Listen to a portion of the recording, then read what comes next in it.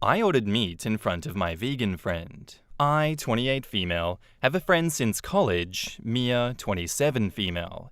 She moved to LA in the last year and became a vegan while I lived in the Midwest. I'm supportive of her decision to be vegan, but it's overall not for me.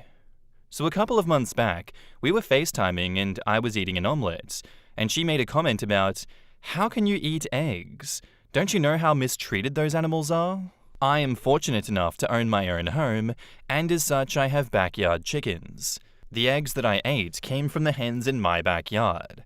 I brushed it off as a joke and said, "You do know that I have my own chickens, right? What do you think, I'm some mobster ordering these hens to lay for me as a protection fee? If they don't meet the quota, I tie them up outside and let the coyotes sniff around to scare them into submission?" Mia was less than amused and continued arguing with me. I continued to brush it off. So last week, I went out to visit her in LA. We hadn't seen each other in over a year. We ended up going out to a restaurant the day that I landed, and I ordered a burger with a gluten-free bun. I'm celiac. Well, Mia started raving about how offensive it was to eat meat in front of her, and what if she was allergic? I told her, "But you aren't allergic. My eating this doesn't impact you." Mia left for the bathroom. She came back and everything seemed normal up until the food arrived. I thought the burger looked weird and asked the server about it. Apparently, Mia went and changed my order to a vegan patty while she went to the bathroom. And the kicker, the patty contained gluten. So she literally ordered something that would have made me super sick if I ingested it. I told the server that this was a mistake, that I was celiac and could not eat the burger. Mia started going off, saying that I was being unreasonable and not open to new things, and how dare I eat meat in front of her. I told her, "You're the one being selfish by not respecting my choice, not to mention putting my health at risk. What the hell is the matter with you?" She refused to relent, so I left the restaurant. Mia was blowing up my phone to pay my part of the tab.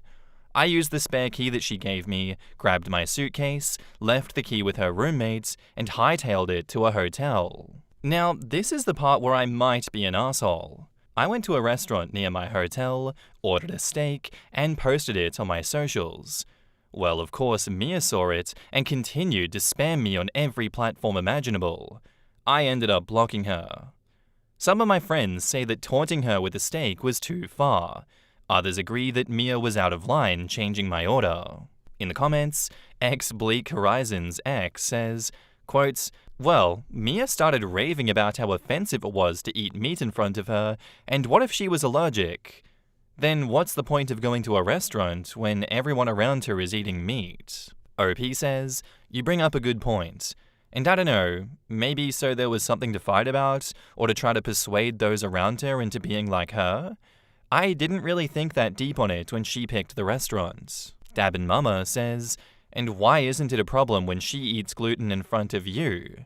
I mean, she literally changed your meal to something that you can't eat, not a personal choice." OP says, "My issue with gluten arises from eating it. It's not like I'll go into anaphylaxis from being around it, but the symptoms from eating gluten when you have celiac are nothing to scoff at. I agree what she did was really shitty.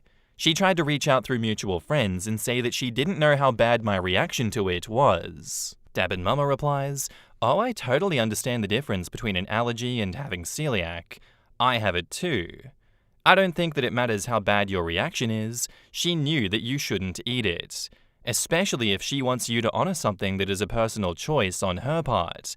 You have a medically necessary diet that comes with a lot of challenges. Just as you don't expect anyone to avoid eating gluten around you, you shouldn't expect anyone to avoid eating non-vegan food around her. It was pretty crazy on her part to change your meal to suit her personal choice, while also acknowledging and dismissing your medically necessary diet, even if she didn't realize how bad the damage could be." OP says, "Whoops, my B, literal thinking strikes again. Like, I get that veganism falls under her core values, but for her to jeopardize my health in the process is beyond baffling to me. She wanted to teach me a lesson." The hypocrisy in this situation is just astonishing. It's literal rules for thee but not for me. She'll bark in your face about her values, but then just try and kill you? Like what? She should know that the vegan patty had gluten in it, and you told her to her face, and she's like, I'm gonna kill you anyway. This is a woman that's letting perfection get in the way of good enough. I don't understand why she has to act the way she acts.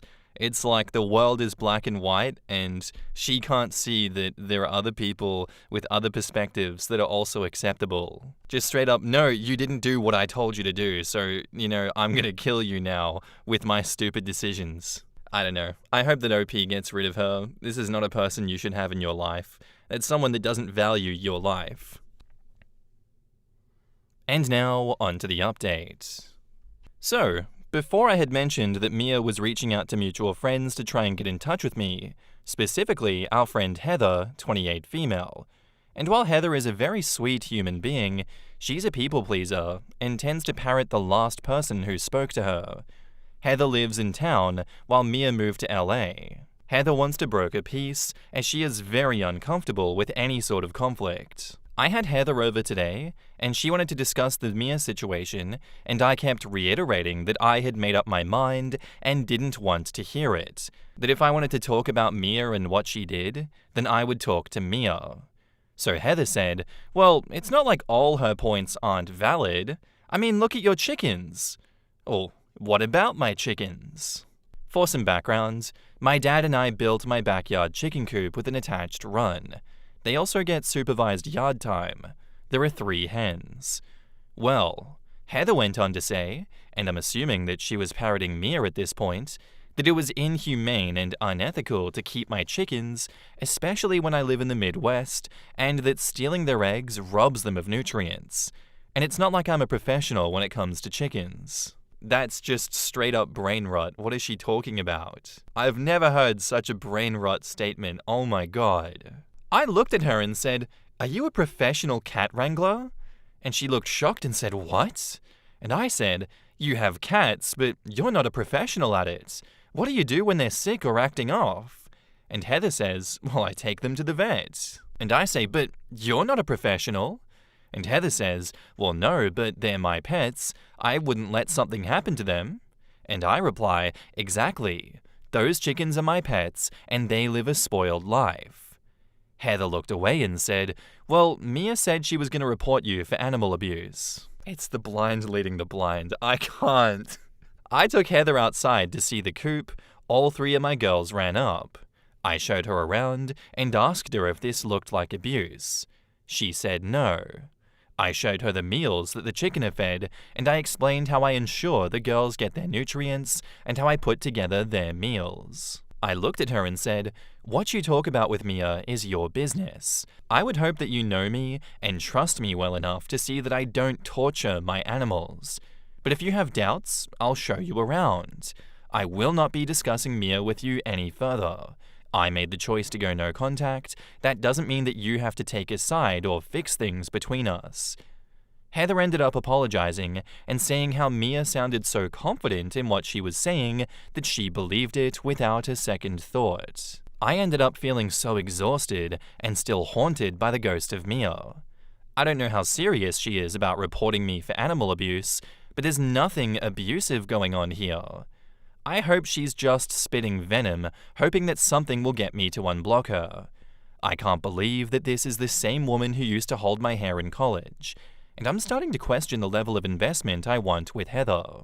In the comments, Oz Space Cadet says, it's funny that Heather is supposedly a people pleaser, but she had no trouble accusing you of animal abuse without being properly informed on the topic. Sounds like she's a bit selective on when she plays nice. These types usually pick on the nicest members of a group because they're too scared to cross the more assertive ones. Waking Dreamland says, honestly, you need to reduce contact with Heather. Look how ready she was to scold you, how ready to take Mia's side without even bothering to ask you what happened.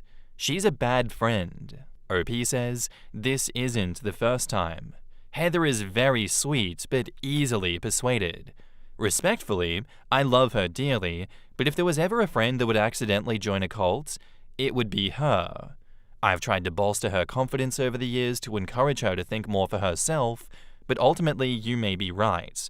I may need to step back for my own self-preservation. I honestly agree with that.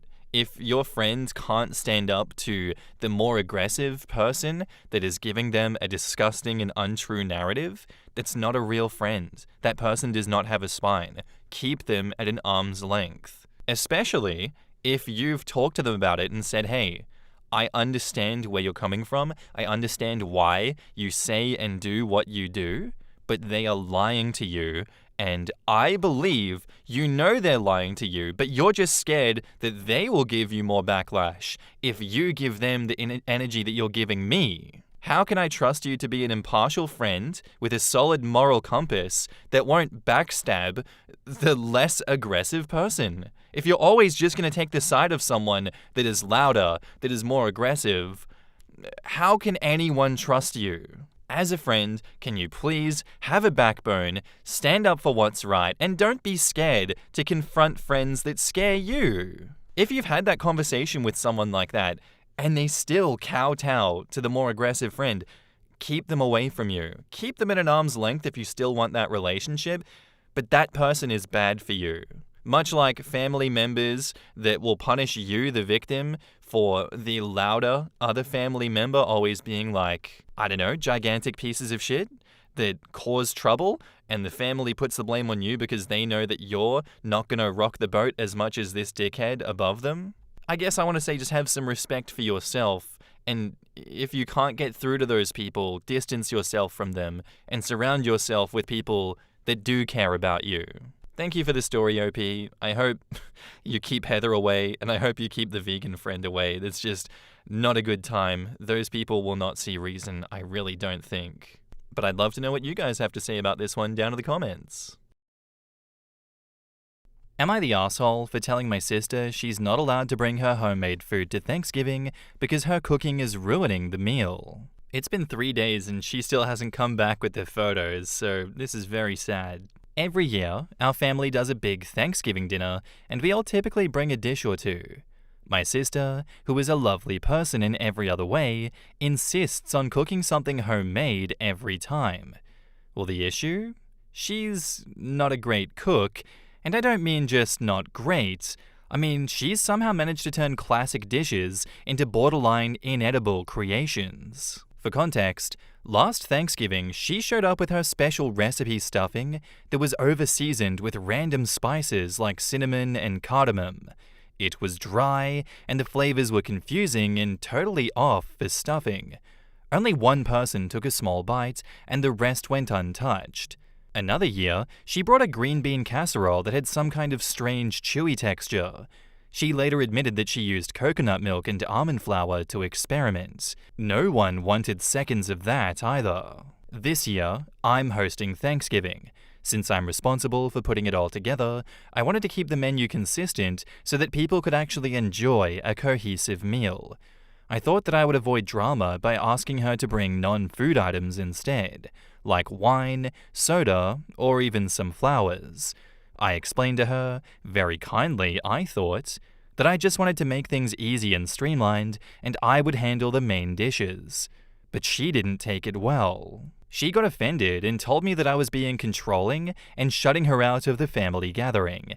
She then accused me of making her feel inadequate and said that Thanksgiving is about everyone contributing, not me deciding what's acceptable. I told her that everyone appreciates her effort, but that she should contribute in other ways and still be a part of it. She doubled down and said she's bringing her famous green bean casserole, whether I like it or not. Now, my mum and a couple of other family members have chimed in, saying that I should just let her bring whatever she wants because it's Thanksgiving and it's the thought that counts. They're acting like I'm committing some huge offense by wanting the food to be enjoyable for everyone and not having random experimental dishes that no one will eat. But I feel like I'm just trying to keep the meal enjoyable and, frankly, edible. I don't think it's wrong to want guests to actually enjoy the food, especially since I'm putting in a lot of effort to host. Am I really being unreasonable here? Am I the asshole? Updates. Alright, well, things have escalated fast. Thanks to everyone who offered advice.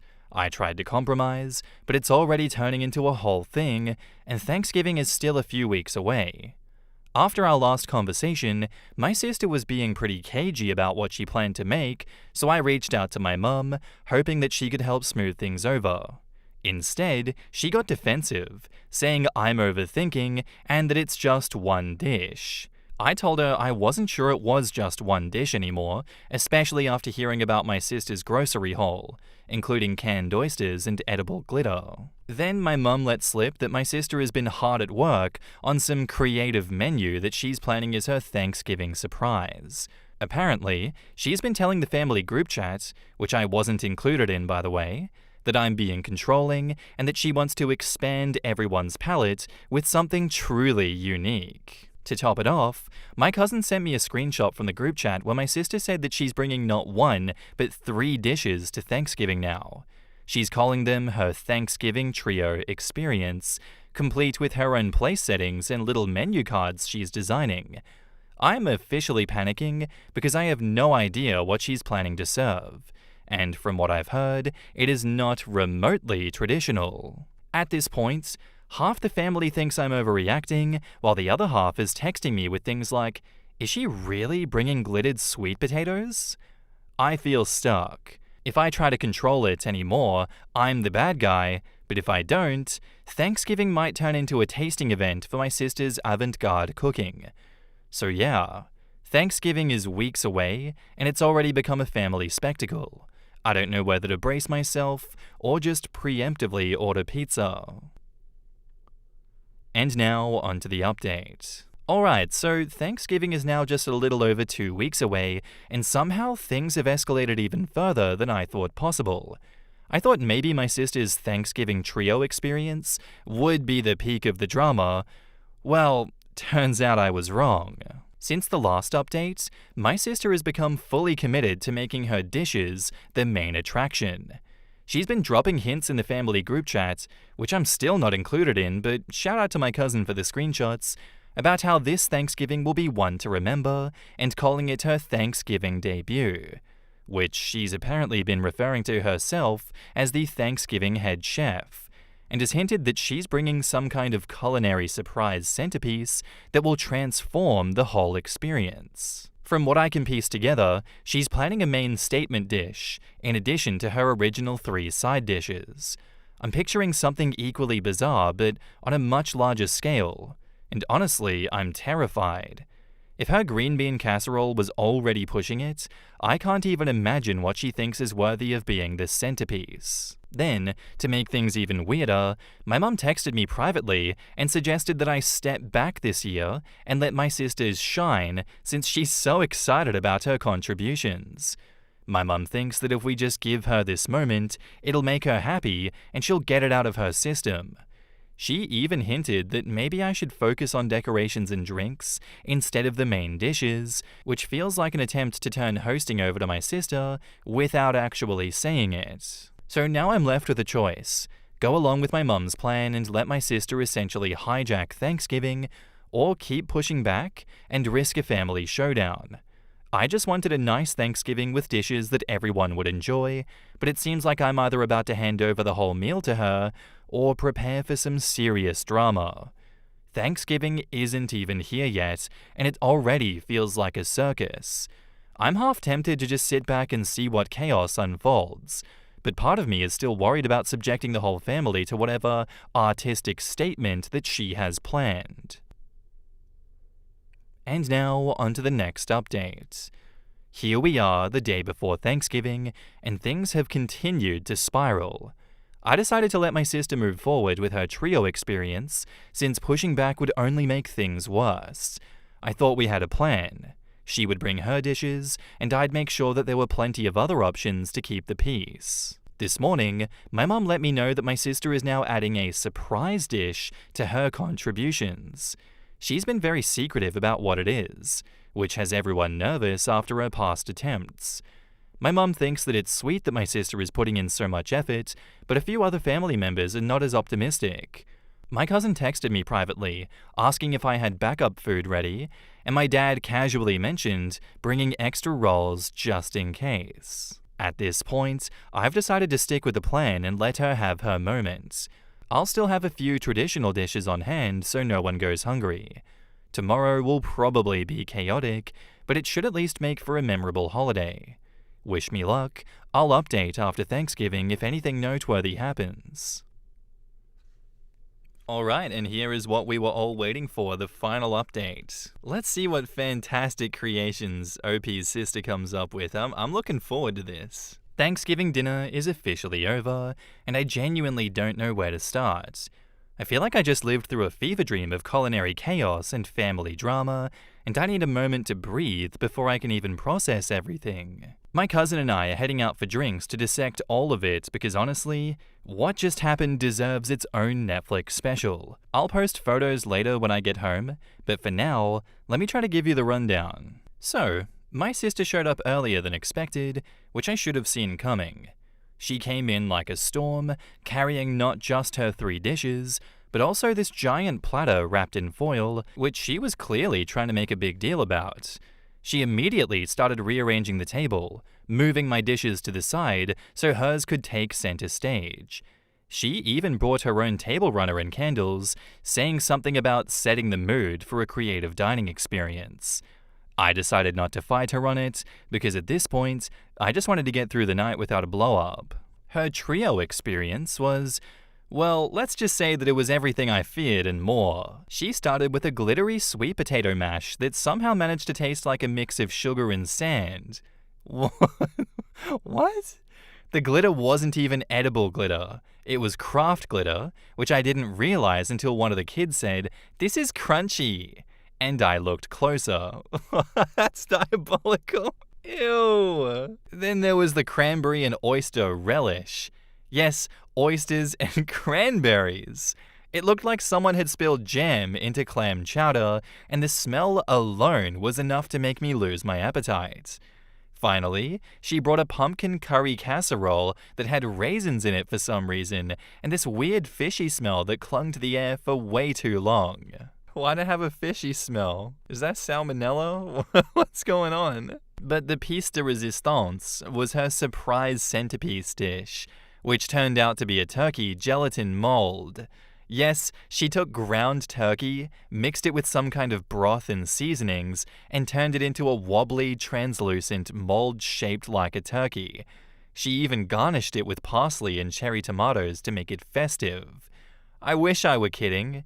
The entire table went silent when she unveiled it, except for my cousin, who immediately started coughing to cover up what I'm pretty sure was a laugh. We need to lock her up. This is a war crime. You're describing war crimes to me right now. Things hit their peak when my mum, who has been defending her this whole time, took one bite of the gelatin mold and just froze. She didn't say anything, but you could see the regret on her face. My sister, noticing the lack of enthusiasm, decided to go on this long speech about how Thanksgiving food is too boring and how she's trying to challenge our palates. She even called my ham and mashed potatoes uninspired, which was rich coming from someone serving glitter sand potatoes. The breaking point came when my aunt, who was usually the peacekeeper, tried the gelatin mold and actually gagged.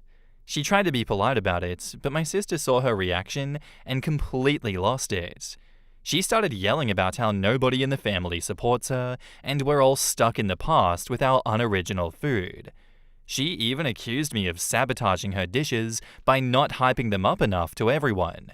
At this point, half the table was trying not to laugh, and the other half was just staring at their plates, probably wondering how we got here.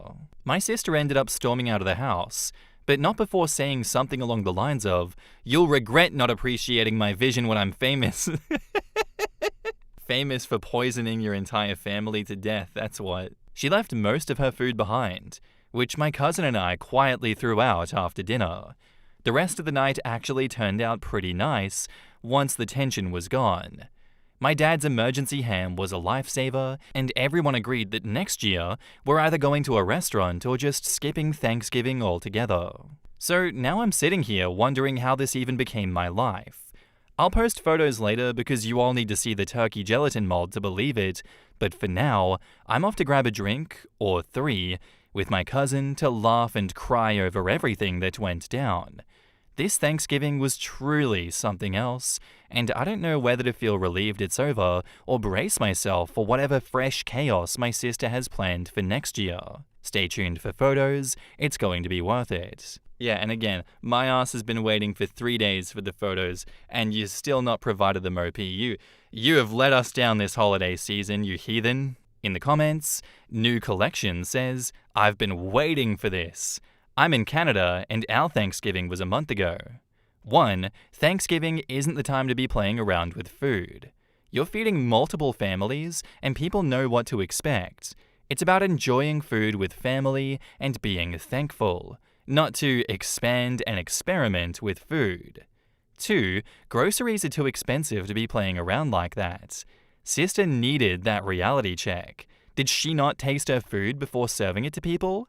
I feel like this must be a prank on her part. It just doesn't seem real. I followed from your other posts and I was thinking, no one in our family could get away with this. We're Cambodian and just very honest. If someone had bad cooking, we would let them know and not allow it to get to that point. We don't play about our food. I'm so excited to see the photos. I hope you guys enjoyed your Thanksgiving regardless, and that the food added some entertainment for the evening. OP replies, I'm glad you've been following along. And trust me, this Thanksgiving gave us all entertainment in spades. You're so right. Thanksgiving is not the time for culinary experiments, especially ones this extreme. Groceries are way too expensive to turn them into glittery disasters and gelatin monstrosities. And honestly, the fact she didn't seem to notice how bad her food was makes me wonder if she even tasted it at all. I wish this had been a prank because it felt so surreal at times. Your family's honesty sounds refreshing. I honestly wish someone in my family had been upfront with her years ago. Maybe then we wouldn't have ended up with a turkey gelatin mold centerpiece this year. That reality check was long overdue, and based on how things went down, I think she might be finally getting the message. Pink Toes and Red Knees says, were people eating more of your food than hers in front of her? Did she notice? And how did she react? And OP replies, oh, absolutely. My backup dishes were practically disappearing while her creations sat mostly untouched. People were doing their best to be polite, but it was hard to miss how quickly my food was going compared to hers. She definitely noticed. She kept glancing at the table and making comments like, wow, everyone's saving room for the main event, huh? That's so good. Which I think was her way of trying to convince herself that people were pacing themselves for her food. Me when I'm delusional? When no one went back for seconds of her dishes, you could see the frustration building. It all boiled over after my aunt's reaction to the turkey gelatin mold. That's when she started accusing everyone of being close-minded and me of undermining her creativity. Safe to say that it was a night to remember. Lonely Scholar says, I do want to know what your mum said after everything was over. OP says, oh, my mum's reaction was priceless. After everything calmed down and my sister had stormed out, my mum sat there quietly for a while, probably replaying the chaos in her head. Finally, she sighed and said, well, I guess she tried, but maybe she needs to practice more before next year. I couldn't even respond because I was biting my tongue to keep from laughing. Practice? At this point, it's less about practice and more about her needing a whole new approach to cooking, and a reality check about what's actually edible. My cousin gave me a look that screamed, next year? We are not doing this again. I think my mum is finally starting to realize that her constant defending of my sister hasn't exactly helped. Whether or not that sticks remains to be seen, but at least for one night, she seems to understand how ridiculous this whole situation was. Frivolous Fredbear says, honestly, I hope this shows your family the consequences of letting your sister push you around. Especially in your own home, and considering what your sister made, you'll hopefully be getting a lot of apologies tomorrow. OP says, I'm hoping for the same. If this doesn't wake my family up to how enabling her has spiraled into this level of chaos, I don't know what will. Watching her take over my table, rearrange everything, and then serve those dishes should have been a reality check for everyone. The turkey gelatin mold alone was enough to make my cousin and I silently vow to never let this happen again. As for apologies, I'll believe it when I see it. My mum and auntie looked mortified at certain points, so maybe they'll finally admit that they were wrong to back her up. Honestly, I'm just relieved the night is over. Rio Reddit asks, did she chow down herself? I don't understand how it could be this bad without having malfunctioning taste buds. And OP says, oh, she absolutely did. She was proudly serving herself generous portions of everything that she made and going on about how much she loves bold flavors. Watching her genuinely enjoy the turkey gelatin mold while the rest of us struggled to keep a straight face was something else. At this point, I'm starting to think that her taste buds really are on another planet. Stay tuned for the photos. It'll all make sense when you see them. And that's all we have for that one so far, and frankly, I'm disgusted, but better her loving her old bold flavors than anyone else on this planet. If and when she shares the photos, I'd love to know. I'll put them up on the community section, community posts here on YouTube, so those that missed out can see just exactly what we're dealing with here, what abomination she cooked up for us. I'm genuinely surprised that she liked her food as well. Like, she committed to that bit hard. I would like to believe that she hated it, but she kept a straight face so that she could maintain her superiority over everyone else. Oh, you guys just don't know what real art looks like. You guys just don't like real experimental flavors. That's the version of reality that I'd like to live in with this one, and I'm so glad that she came back and shared this experience with us, because that was definitely something. That is one of the Thanksgiving dinners of all time. So thank you, OP. I appreciate the story. It was worth the wait. And that's where I'm going to end today's episode, guys. Hope you enjoyed that exploration of someone else's strange dark fantasies. Torture via Thanksgiving dinner. If you liked it, let me know down below. If you didn't like it, let me know down below. And I'll see you in the next one. Bye.